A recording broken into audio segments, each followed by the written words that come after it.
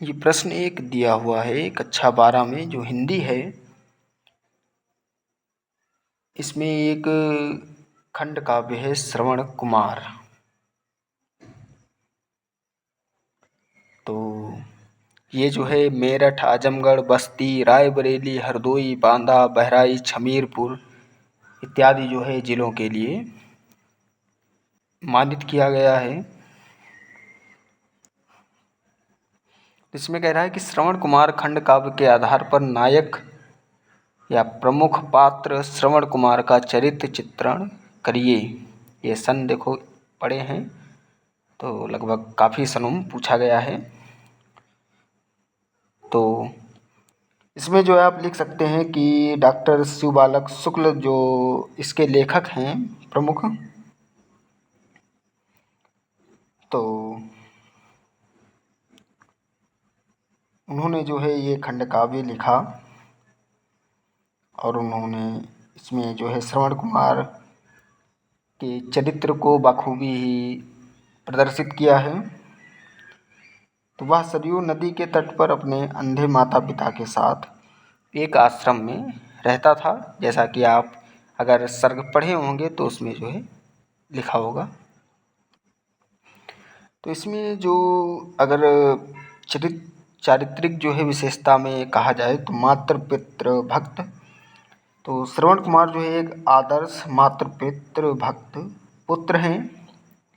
वह हमेशा अपने माता पिता की सेवा करते हैं, यानी जो है उनके माता पिता जो है वो अंधे हैं और वो अपने माता पिता की बहुत ही देख रेख करते हैं।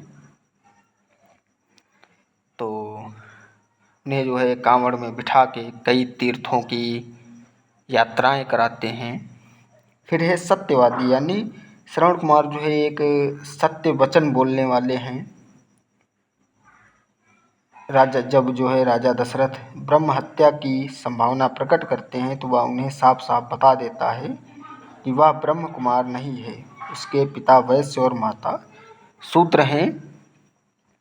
फिर है तीसरी हेडिंग अगर कही जाए तो क्षमाशील।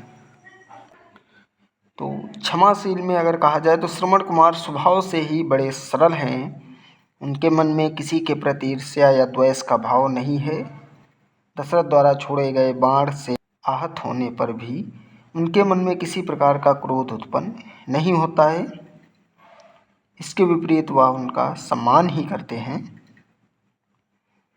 तो इसके बाद है भाग्यवादी। तो श्रवण कुमार भाग्य पर विश्वास करता है, अर्थात जो भाग्य में होता है वही मनुष्य को प्राप्त होता है। मनुष्य को भाग्य के अनुसार ही फल मिलता है, उसे जो है कोई टाल नहीं सकता है। यही जीवन का अटल सत्य है। तो इस प्रकार से इनका चरित्र चित्रण जो है आप कर सकते हैं। और अगला प्रश्न इसी खंड काव्य से कह देता है। ये जो प्रश्न है 2024 के जो अभी पेपर हुए हैं उनमें पूछा भी गया है। श्रवण कुमार खंड काव्य के आधार पर दशरथ का चरित्र चित्रण करिए। तो ये एक जो है योग्य शासक थे। तो राजा दशरथ एक योग्य शासक हैं। वह अपनी प्रजा की देखभाल पुत्रवत रूप में करते हैं। उनके राज्य में प्रजा अत्यंत सुखी है। तो इस प्रकार से आप लिख सकते हैं। फिर दिया है उच्च कुल में उत्पन्न। राजा दशरथ का जन्म उच्च कुल में हुआ था। पृथु, त्रिशंकु, सगर, दिलीप, रघु, हरिश्चंद्र और अज जैसे महान राजा इनके पूर्वज थे। अखेट प्रेमी तीसरी हेडिंग कही जाए तो ये हो जाएगी आखेट प्रेमी, यानी शिकार के जो है बड़े भागी थे। तो राजा दशरथ आखेट प्रेमी है, इसलिए सावन के महीने में जब चारों ओर हरियाली छा जाती है तब उन्हें शिकार करने का जो है निश्चय किया। उन्होंने जो है शिकार करने का निश्चय किया। शब्दवेदी बाण चलाने में जो है वह अत्यंत कुशल थे।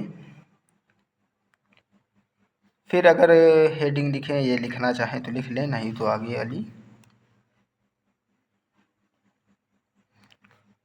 उदार, वे अत्यंत उदार हैं। श्रवण कुमार के माता पिता द्वारा दिए गए श्राप को वह चुपचाप स्वीकार कर लेते हैं, किसी और को वह इस बारे में बताते नहीं हैं। विनम्र एवं दयालु, वह अत्यंत विनम्र एवं दयालु हैं। अहंकार उनमें लोक मात्र भी नहीं है, वे किसी का दुख नहीं देख सकते। श्रवण कुमार को जब उनका बाण लगता है तो वे अत्यंत चिंतित हो उठते हैं, वह आत्मग्लानि से भर उठते हैं और उनके माता पिता के सामने अपना अपराध स्वीकार कर लेते हैं।